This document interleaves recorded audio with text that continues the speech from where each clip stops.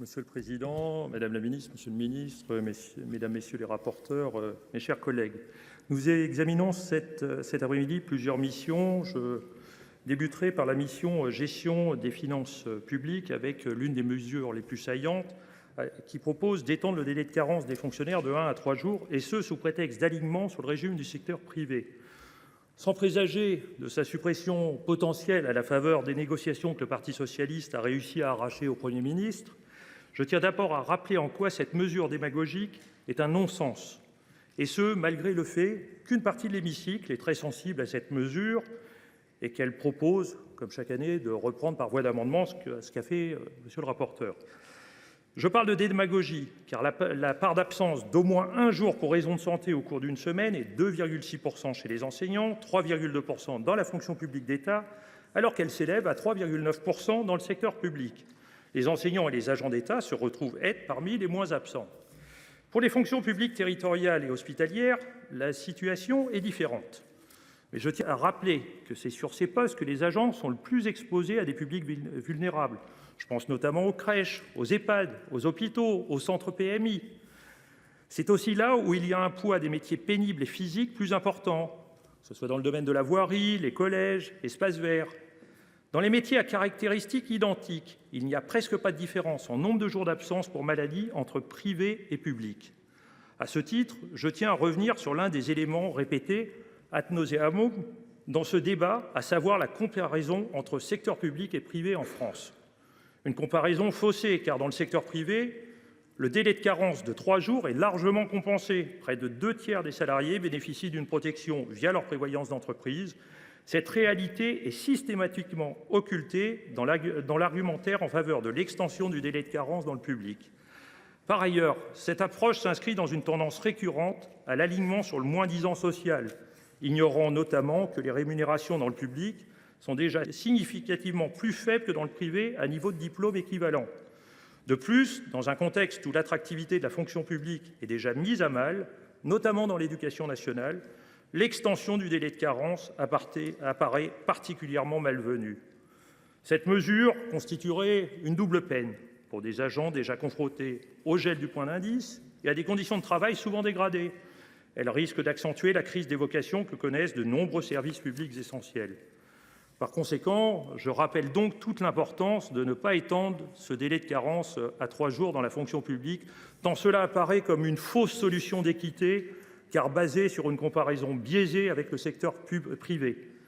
Les études disponibles démontrent que les effets d'une telle mesure seraient largement contre-productifs, tant pour la santé des agents que pour l'efficacité du service public.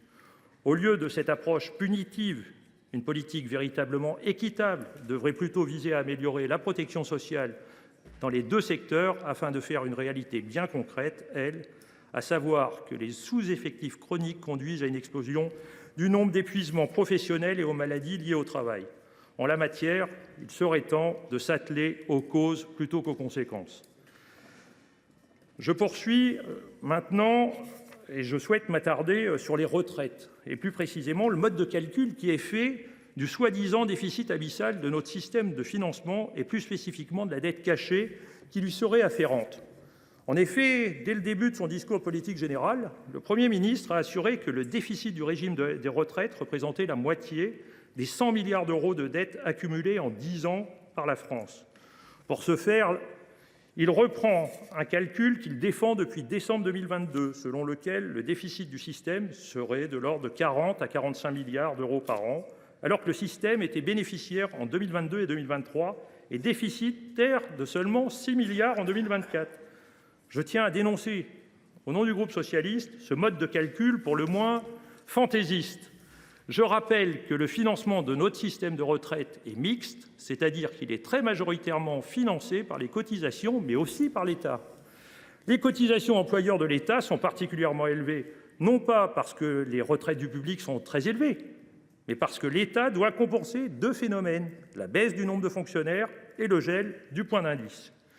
C'est donc parce qu'il a fait de sévères économies budgétaires sur la masse salariale du public, et non parce qu'il dépense sans compter, comme certains aimeraient à le penser, que l'État doit cotiser par fonctionnaire un montant très élevé pour les retraites. De fait, le raisonnement utilisé par M. le Premier ministre lorsqu'il était au secrétariat au plan consistait à dire, sans être reconnu par les économistes spécialistes, que tout ce qui n'est pas financé par des cotisations, c'est de la dette. C'est totalement absurde, mais ça n'est pas fait au hasard. Cela correspond à la volonté de dramatisation du déficit, dont l'objectif est de forcer à faire des économies. C'est ce qu'on appelle la politique des caisses vides. Objectivement, les retraites ne sont pas à l'origine du creusement de la dette ces dernières années, sauf à considérer que c'est une dépense particulièrement illégitime, mais elle ne l'est pas plus que les dépenses d'éducation ou les dépenses militaires. Ce discours sur la dette cachée des retraites vient complètement brouiller cette légitimité. C'est un élément qui n'est pas très favorable à ce que des solutions émergent. Alors que les partenaires sociaux vont se voir confier la mission de s'entendre afin de retravailler la réforme des retraites de 2023, le groupe socialiste rappelle que seul un débat honnête et apaisé nous permettra collectivement de sortir par le haut d'une réforme que 86% des actifs rejetaient en 2023.